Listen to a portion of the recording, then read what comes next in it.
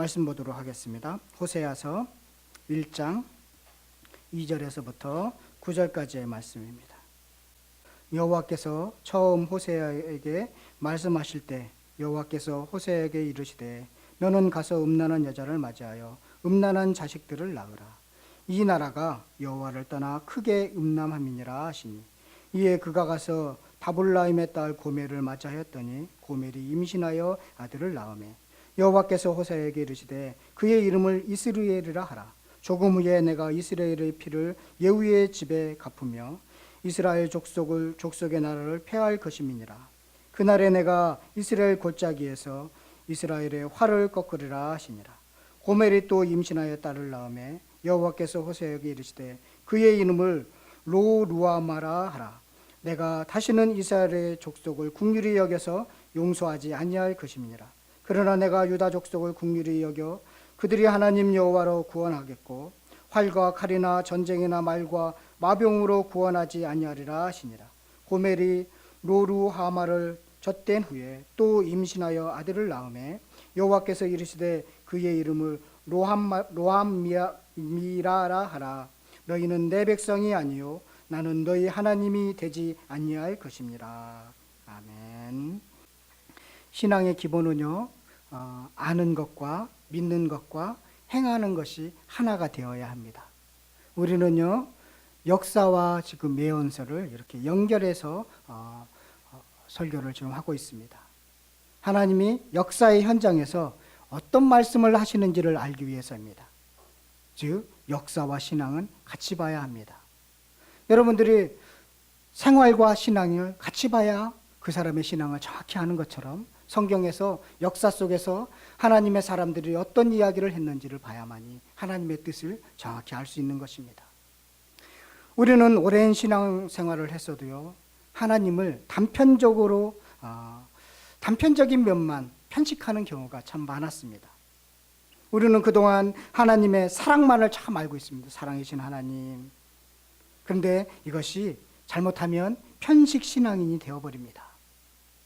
남양주 성실교회는 하나님을 바르게 아는 데 힘쓰는 교회입니다.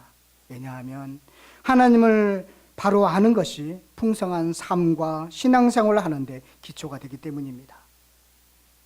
지금 예언자가 활동하는 시대를 구분하면요, 크게 세 시대로 구분할 수 있습니다. 세 시대로 구분할 수 있어요. 자, 잘 보세요. 아합과 이세벨의 시대. 아합과 이세벨의 시대, 그게 오므리 왕조 시대인데요. 그때 엘리야, 여러분들이 많이 들었던 엘리야, 엘리사, 이렇게 큰 선지자들이 활동을 했습니다. 이렇게 모여 있습니다. 그리고 이제는 그 예후 왕조라고 해요. 특히 여로보암 2세 이때 때, 그리고 남쪽에서는 우시야 시대라고 하는데, 우시야 왕 시대라고 하는데, 이때가 다윗 이후에 가장 큰 땅을 차지하고 남북이 잘 살게 되어 있었습니다. 아주 잘 살았습니다. 그때 많은 선지자들이 나와서 예언을 합니다.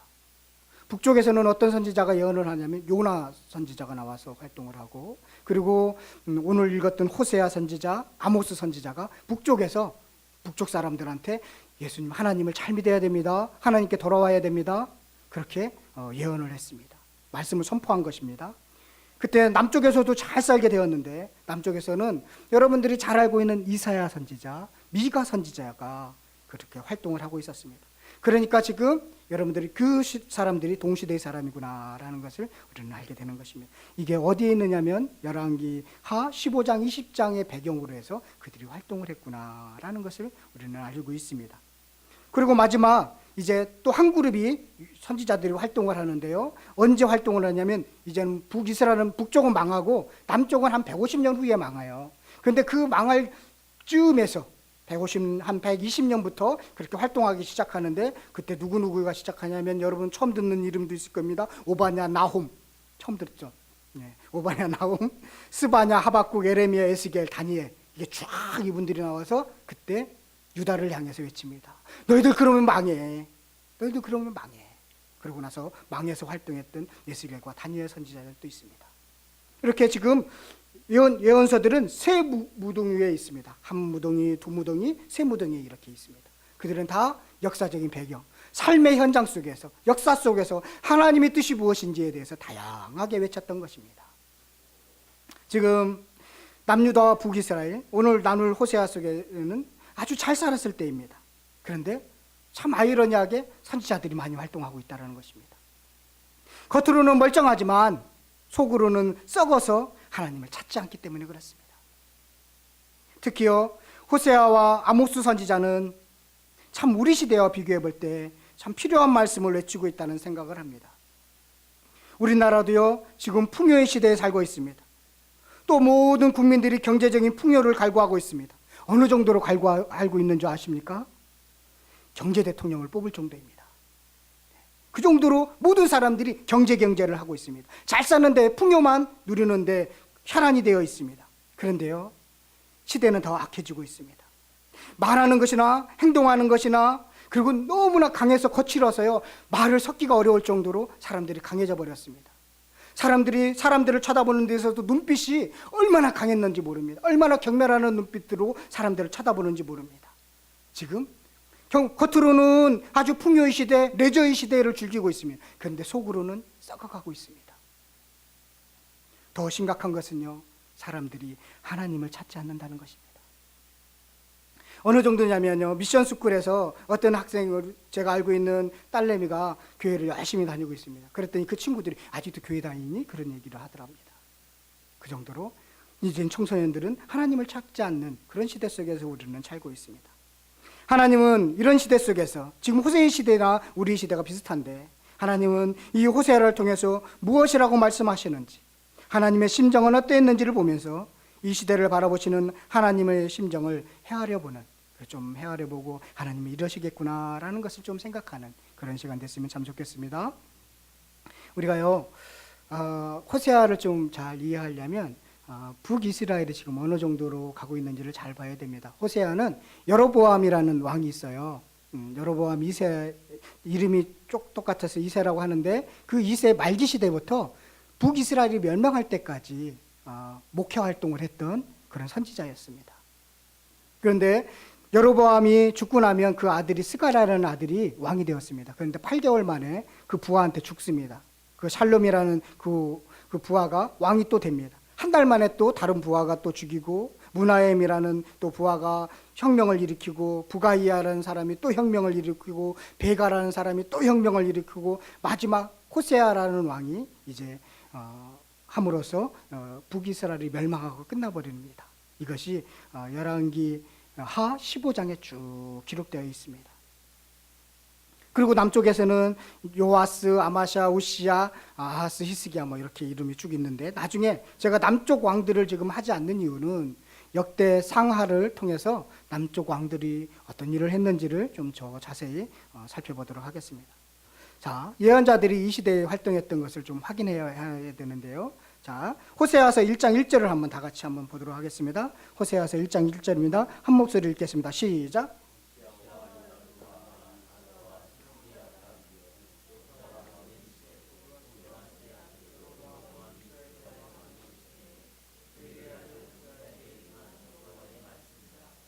예, 여기서 우시야, 요담, 아하스, 히스기야는 남쪽 왕이에요. 그리고 북쪽 왕은 누구라고요?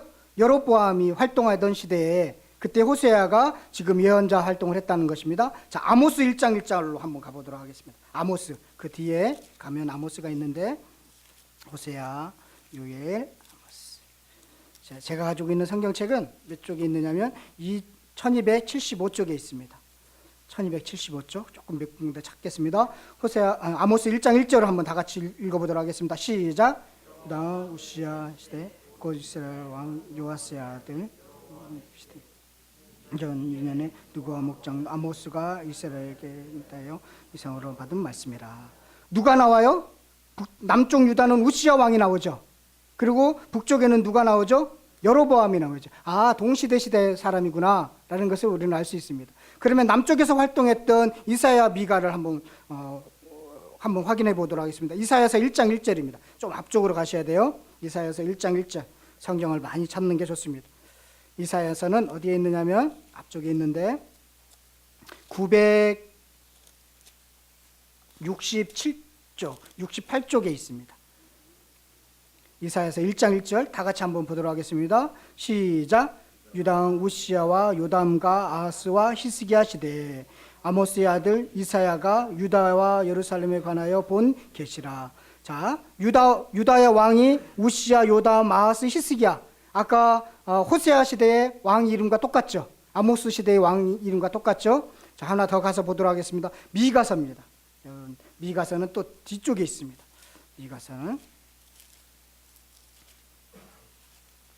미가서 보도록 하겠습니다. 요나 미가 몇 페이지에 있느냐면 1291쪽에 있습니다. 1291쪽 함께 보도록 하겠습니다. 시작. 유다의 왕들 요담과 아하스와 히스기야 시대에 모레네 사람 미가에게 임하여 여호와의 말씀 곧 사마리아와 예루살렘에 관하여 보시라. 자, 똑같은 왕이 나오죠. 동일하게 반복되고 있죠. 고로 뭐냐면 자, 아모스하고 호세아는 북쪽에서 아모스는 사실은 남쪽 사람인데 북쪽에 올라와서 예언자 활동을 했고, 그리고 이사야 미가는 남쪽에서 말씀을 전한 사람이다라는 것을 우리는 성경을 통해서 알 수 있습니다. 그 시대 속에서 나름대로 풍요의 시대이고 잘 사는 시대였습니다. 다윗이 차지한 땅을 다 차지할 정도로 아주 넓은 땅을 남북에서 차지했습니다. 그래서 이제는 와 정말로 살만하다라고 하는 그 시대 속에 예언자들이 활동하고 있다는 것입니다. 그리고 그들이 외치는 말씀은 똑같다라는 것입니다. 왕과 제사장과 거짓 선지자 백성들을 회개하고 심판이 있을 것이다. 너희들 회개하지 않으면 주님께 돌아오지 않으면 심판이 있을 것이다 라고 외치고 있는 것입니다. 자, 그런데요, 나라가 망해가고 있는데, 썩어져 가고 있는데, 당시 그때에도 거짓 선지자들이 있었습니다. 그 거짓 선지자들의 메시지는 어떤 메시지였느냐면 평안과 풍요를 외치고 있습니다. 참 듣기 좋은 이야기들을 하고 있었습니다. 이것이 역사 속에서 우리에게 가르쳐주고 있는 것입니다. 아마도 남양주 성실교회는 좀 거친 이야기들이 지금 전해지고 있다고 봅니다. 여러분들이 좀 위로를 받기 싶은데 교회 와서 좀 나한테 위로를 해주는 그런 메시지를 전했으면 좋겠는데 지금 선포하는 것이 야 회개해야 돼, 망하고 있어, 그런 이야기를 하니 여러분들에게는 또한 어려울 수도 있겠습니다. 그러나 성경은 그 마음속 사람들의 마음에 갖고 있는 그것들을 꿰뚫어 보고 있기 때문에 그렇게 외칠 수밖에 없는 것입니다. 호세아는요, 하나님이 이스라엘 백성들을 끝까지 사랑한다는 사실을 알려주고 있습니다. 호세아는 이런 사실을 아주 불행한 결혼 생활을 통해서 알게 되었습니다. 그래서 그의 불행한 호세아의 결혼 생활은 1장에서부터 3장까지 기록되어 있고요, 4장부터 14장까지는 이렇게 불행한 결혼 생활을 하면서 마치 이런 거예요. 불행한 아내를 지금 음란한 아내를 데리고 살고 있습니다. 늘 속썩이고 있습니다. 그런 아내를 데리고 있으면서 하나님의 이스라엘 백성과의 관계를 그렇게 설명하고 있는, 마치 신앙 간증을 통해서 그렇게 설교하는 것처럼 그렇게 메시지를 전했습니다. 하나님과 이스라엘 백성들이 결혼 관계를 깼기 때문에 망하게 됩니다.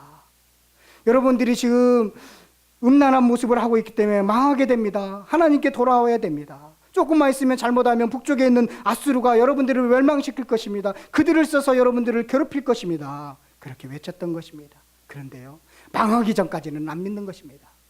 망하고 나서는 그 말이 맞다라고 하는데, 망하기 전까지는 절대로 사람들은 좋은 이야기를 들으려고 하지 나쁜 이야기를 듣지 않습니다.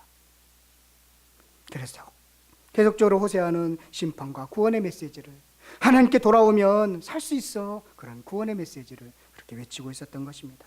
그럼 우리는 호세아가 얼마나 못된 불행한 결혼 생활을 했는지를 한번 보도록 하겠습니다.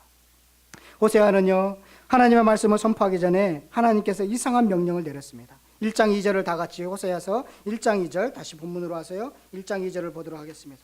호세아서 1장 2절입니다. 제가 읽도록 하겠습니다.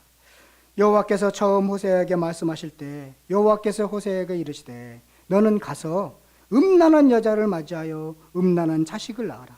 이 나라가 여호와를 떠나 크게 음란함이니라.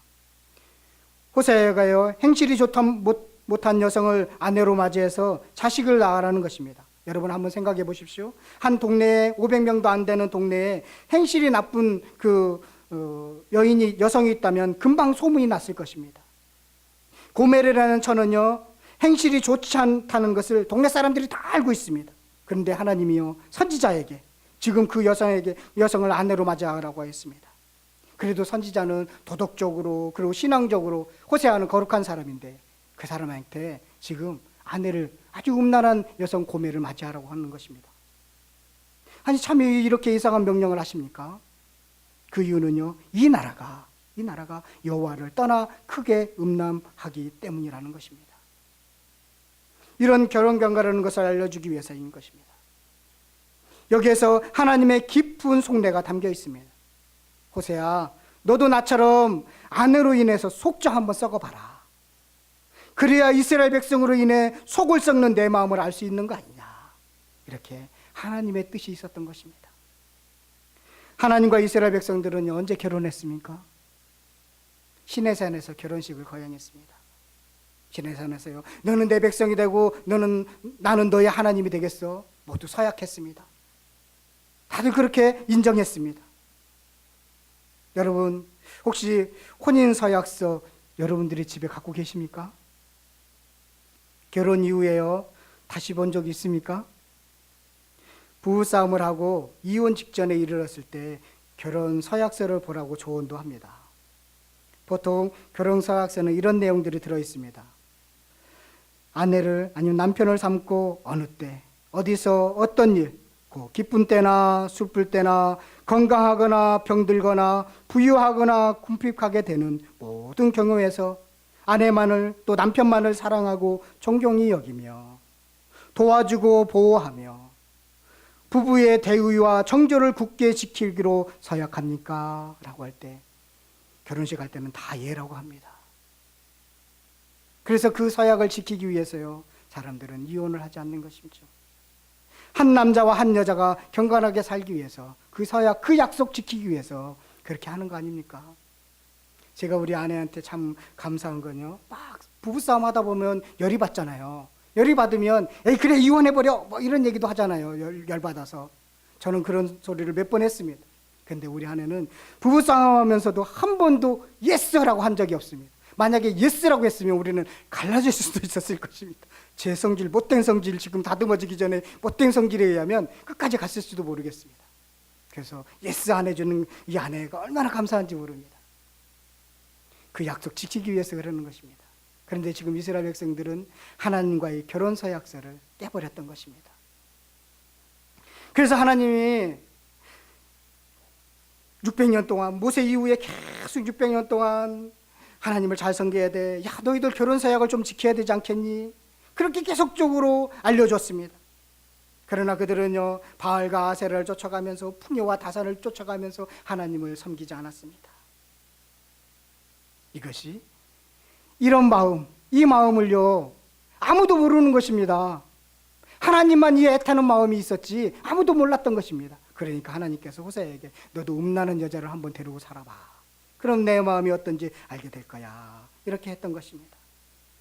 이런 이스라엘을 또 용서하고 사랑해야 하는 하나님의 심정을 호세아야, 너도 한번 좀 경험해보고 그 심정을 전해줘봐 라고 그렇게 말씀하고 있는 것입니다. 호세아는 이런 하나님의 말씀을 순종해서요, 고멜이라는 아내를 맞이했습니다. 그리고 두 아들과 한 딸을 낳았습니다. 아니나 다를까 고멜은요, 가정을 지키지 않고 자녀들을 챙기지 않았습니다. 호세아가 일을 마치고 들어오면 고멜은 집에 없습니다. 아주 토끼같이 예쁜 딸 아들 놔두고 집에 나가버리는 것입니다. 그래서 호세아가 아내를 찾으러 백방으로 다니며 찾아보면 어느 집에 논팽이하고 살고 있는 것입니다. 그러면 좋게 달려서 또 집에 데려옵니다. 집에 앉혀놓고 있습니다. 그런데 어느새 또 나가버립니다. 또 나가서 다른 놈하고 눈이 맞아서 살고 있습니다. 호세의 마음이 어떻겠습니까? 여러분들은 참을 수 있을 것 같습니까? 저는 못 참습니다. 이런 여자를 언제까지 용서하고 살아야 하나? 이젠 도저히 안 되겠다. 열불이 나서 포기하려고 할 때 호세에게 하나님의 음성이 들렸습니다. 그게 무슨 말씀이냐면 3장으로 한번 넘어가도록 하겠습니다. 3장 1절부터 한번 보도록 하겠습니다. 1절부터 3절까지 우리 큰 소리로 한번 읽었으면 좋겠습니다. 함께 읽겠습니다. 시작. 읽겠어요.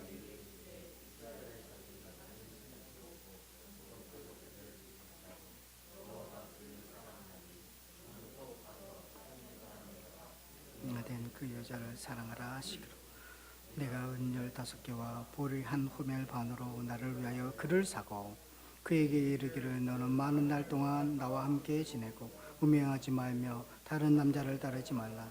나도 내게 그리하리라 하였노라. 예. 자, 여기서 또 데려오라고 하는 것이죠. 이게 무슨 말씀입니까? 여기서 우리가 주목해야 되는 것은 1절에 또 가서, 너는 또 가서라는 말씀입니다. 벌써 한두 번이 아니라는 것입니다. 그런데 지금 이번에도 또 가정을 내팽개치고 집에 나가버렸습니다. 그래서 이제는 포기하려고 하니까 하나님이 그러지 말라는 것입니다. 내가 이스라엘 자손이 다른 신을 섬기고 건포도와 과자를 즐길지라도 사랑하는 것처럼 너도 가서 고멜을 다시 데려오라는 것입니다. 그래서 할 수 없이 호세아가 고멜을 수수문해서 찾아가 보니까 이번에는 어떤 놈하고 등치 좋은 놈하고 살고 있습니다. 그런데 그놈이요, 내 아내를 찾으러 왔다라고 말하니까요, 막 눈에 쌍짐지를 키면서 뭐라고 하는지 않고, 너 까부지 막 조용히 있어. 정 아내를 데려가고 싶으면 나한테 돈을 내놔. 이렇게 말하고 있는 것입니다. 아니, 내가 찾아오는데 돈을 내라니요. 지금 돈을 내놓으라고 하고 있습니다. 얼마를 내놓으라고 했느냐면 은 15개와 보리 한 호멜을 반을 내놓으라는 것입니다. 이게 노예 한 사람의 값입니다. 그것을 내놓고 사가라는 것이에요. 이런 법이 어디 있습니까? 이게 말이 됩니까? 말이 안 되죠. 지금 이런 돈을 주면서까지 아내를 데려와야만 되는 이 기가 막힌 상황입니다. 그러니 그 마음이 얼마나 쓰리겠습니까? 억울하고 분통 터지고 한심하기도 하고 또 아이들이 안쓰럽기도 하고 여러 가지 심정이 복잡하게 착잡하게 그렇게 엉켜 있을 것입니다. 마음 같으면 이 연놈을 때려 죽이고 싶지만 집에서 기다리고 있는 아이들을 생각하면 그러지도 못하고 이러지도 못하고 저러지도 못하고 그러다가 그 눈에서 눈물이 주르르 흘리면서 할 수 없이 돈을 주면서 데려와야만 되는 그런 호세아의 심정을 여러분들 한번 생각해 보시기를 바라겠습니다. 그러면서 눈물을 흘리면서 집으로 돌아오는데 하나님의 음성이 들립니다. 호세아야, 이제 내 심정을 알겠니? 내가 그토록 사랑을 쏟아부었는데 사명 감당하기는커녕 여전히 우상을 섬기면서 내 규례와 법도를 따르지 않는 이스라엘 백성들을 향한 내 마음을 좀 알겠니? 내 심정을 좀 이제는 알겠니? 하는 그런 음성이 들리기 시작했습니다. 여러분, 이것이 하나님의 마음입니다. 하나님의 첫사랑인 이스라엘 백성들이 하나님의 사명을 저버리고 우상을 섬길 때 하나님이 그들을 때리거나 또 고치시고 또 용서하시고 또 다시 사랑하시는 마음이 하나님의 마음이었습니다. 마치 호세아가 고멜을 계속적으로 데려오는 것처럼 그 음란을 또 덮어주고 또 덮어주고 하면서 데려오는 것처럼 그것이 하나님의 마음이었습니다. 호세아가 음란한 아내 고멜을 통해서 이런 하나님의 마음을 알게 되었습니다. 사랑하기 때문에 버릴 수도 없고 포기할 수도 없는 하나님의 애타시는 심정을 알게 되었던 것입니다. 여러분, 고멜의 값을 지불하고 데려오는 것을 구속이라고 합니다. 예수님이 십자가에 죽으셔서 값을 치른 것도 구속이라고 합니다. 우리는 누구의 것입니까? 하나님의 것입니다. 하나님이 자기 것을 찾기 위해서 지금 값을 지불했습니다. 예수 그리스도를 지불했습니다. 예수님이 십자가에 죽게 하셨습니다. 늘 죄를 짓고 이기적인 욕심에 이끌려서 음행을 일삼는 우리들을 포기하지 않고 데려오고 또 데려오고 또 데려오시는 분이 바로 하나님이신 것입니다. 왜 그럴까요? 왜 데려올까요? 하나님의 것이기 때문에. 하나님의 것이기 때문에 포기하지 못하는 것입니다. 자녀이기 때문에 포기하지 못하는 것입니다. 이것이 하나님의 심정이었는데 사람들은 그 하나님의 심정을 알지 못했습니다. 그런데 호세아는 그 음란한 고멜을 데리고 살면서 이제는 하나님의 심정을 조금 알게 되었던 것입니다. 여러분들은 하나님의 심정을 얼마만큼 알고 계십니까? 하나님은 우리를 향한 사랑이 얼마만큼 크고 얼마만큼 그 사랑이 크기 때문에 질투하는 것인지 여러분들은 얼마나 많이 알고 있습니까? 호세아는 그런 고난과 역경을 통해서 하나님이 우리를 얼마나 사랑하는지에 대해서 알게 되었던 것입니다. 여러분, 호세아서를 이해하려면요, 호세아의 자녀의 이름을 통해서 우리는 잘 알아야 됩니다. 호세아 자녀들이 3명의 이름이 있는데 그 자녀의 3명의 이름이 바로 호세아의 이 호세아서를 읽는, 알아가는 키워드인 것입니다. 여러분, 자, 잘 아셔야 되는데요. 자, 이 호세아의 자녀 이름이 1장에 나와 있습니다. 우리 본문에 나와 있는데, 이 이름은 참 중요하죠. 아마도 마을 사람들은요, 호세아가 자녀의 이름을 이름을 짓는 걸 보고 충격을 받았을 것입니다. 보통 여러분들의 자녀들의 이름을 잘 되기를 바라서 그 이름을 좋은 이름으로 짓잖아요. 저도 우리 현석이라고, 지금은 현석으로 바뀌었는데, 제 아들이 원래는 요섭이었습니다. 요섭. 우리 서자 돌림이고, 저 아내하고 저하고 그래도 신학대학 나왔는데, 야, 목사는 안 되어도 우리 자식한테는 성경적인 이름은 하나는 지어주자. 그렇게 하면서 요섭이라고 이름을 줬습니다. 근데 내내 우리 아버님이 그게 마음에 안 들었나 봅니다. 어느 현석이가 한 7살 때 졌을 때 갑자기 이름을 갖고 왔습니다. 얘 이름을 내가 바꿨다. 현석으로 이제 지금부터 불러라. 이렇게 해서 지금 현석이라고 부르고 있습니다. 그만큼 이름은 잘 되기를 바라는 그런 마음이 담겨져 있습니다. 그런데요, 호세아가 자녀의 이름을 지었는데 우리말로 의역하면 이런 겁니다. 심판아, 끝수나, 끝장아, 단자라, 뭐 이런 뜻입니다.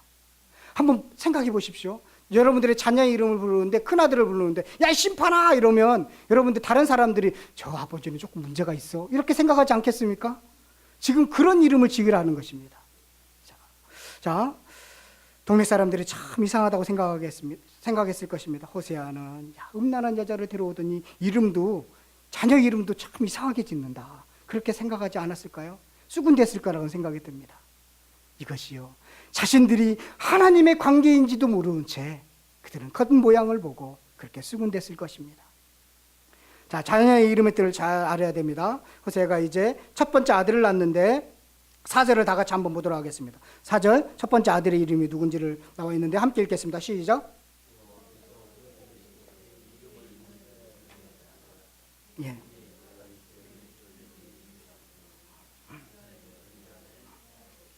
예. 이스르엘이라는 이름을 지으라겠습니다.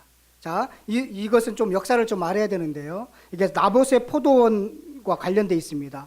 아합이 포도원을 뺏었죠. 근데 그 아합의 오므리 왕조 마지막 왕 여호람이라는 왕이 어디서 죽었느냐면 나봇의 포도나무 그 밭에서 죽었습니다. 그래서 시체를 그 포도나무에 버려버렸습니다.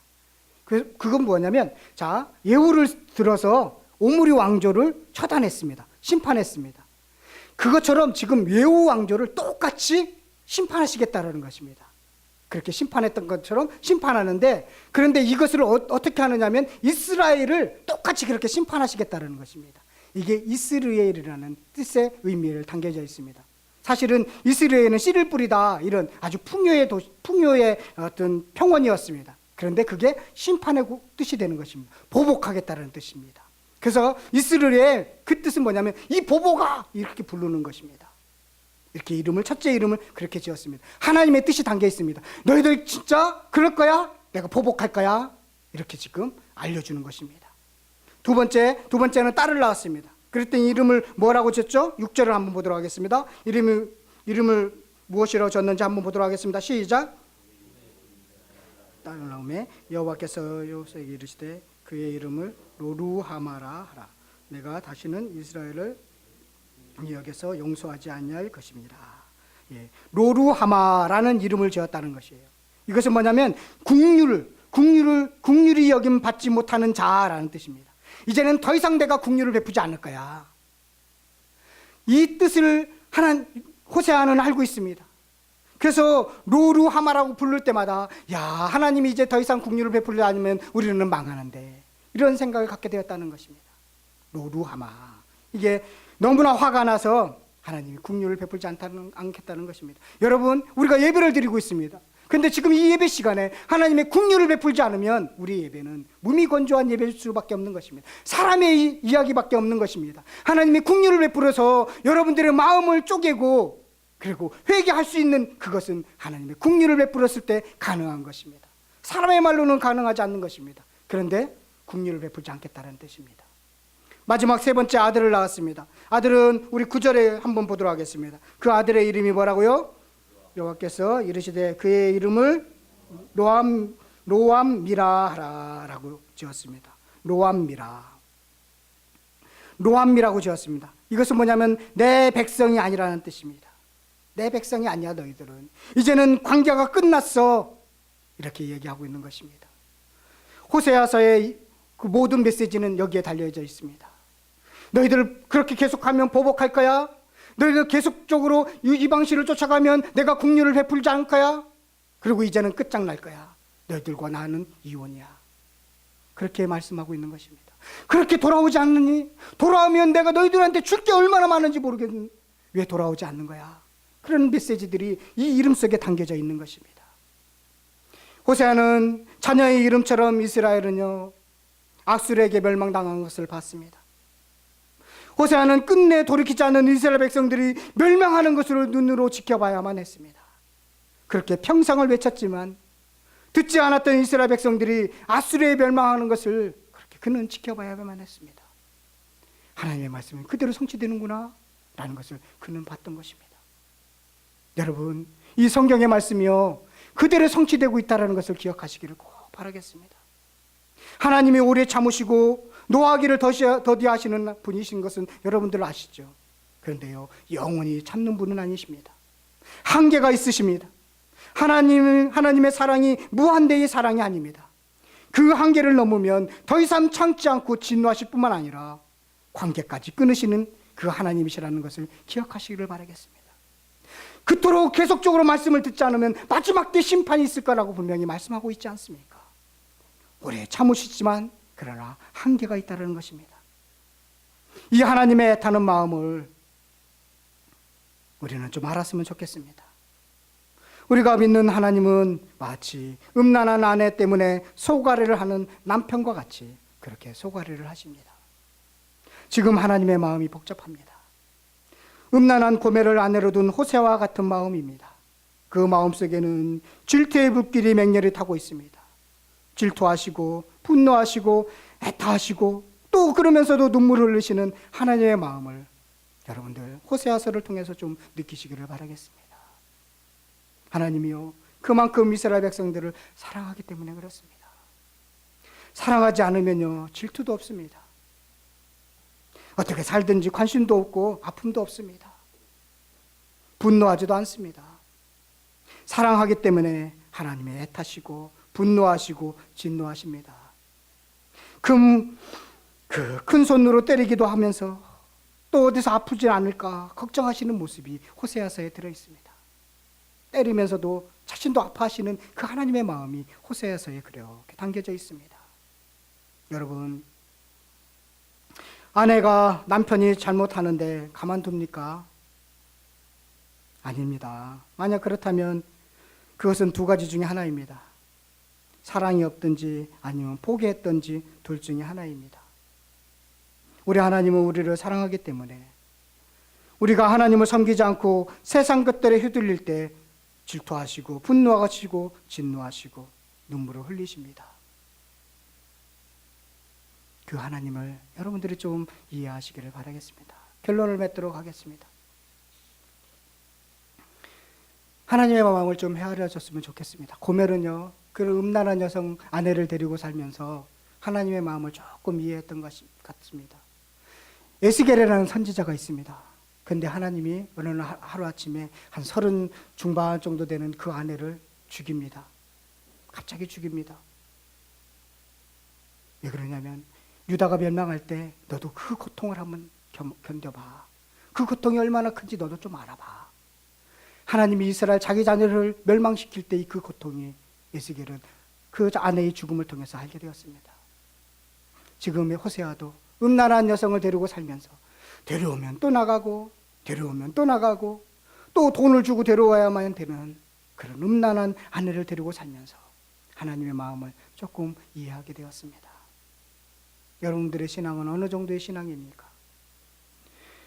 어린아이들은요 부모의 입장을 생각하기보다는 늘 달라고 하고 망몽에내로 사달라고 하고 때를 쓰는 사람들이 어린아이입니다. 그런데 어른이 되면 좀 달라집니다. 어린애의 말을 이를 버립니다. 부모의 마음을 부모의 입장을 좀 헤아릴 줄 알으면 쟤 성숙했구나 이제 철들었구나 그렇게 이야기합니다. 신앙도 마찬가지입니다. 우리가 어렸을 때의 신앙은 주님 주십시오. 주님 이것도 주십시오. 저것도 주십시오라고 합니다. 그때 들어줍니다. 어린아이기 때문에 들어줍니다. 그런데 시간이 지났는데도 늘 달라고 하면 아직도 철이 안 들었네.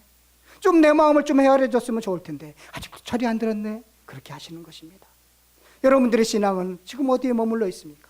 아직도 주십시오, 주십시오만 하는 그런 어린이의 신앙입니까? 아니면 하나님의 입장이 저런 거구나, 하나님이 저렇게 했구나, 그런 마음을 좀 헤아려서 내가 어떻게 살아야 되겠다 이렇게 생각하는 그런 신앙이 머물러 있습니까? 여러분들의 신앙은 후자가 됐으면 좋겠습니다. 하나님의 마음을 좀 헤아려서 내가 하나님을 위해서 어떤 일을 할까 생각하는 그런 후자와 같은, 좀 어른과 같은 철이 든 그런 신앙이 됐으면 참 좋겠다라는 생각이 듭니다. 호세아는 비로소 아주 음란한 아내를 데리고 살면서 하나님의 마음을 이해한 철든 신앙인이 되었습니다. 여러분이나 제가 그런 철든 신앙인이 되기를 간절히 축원드리겠습니다.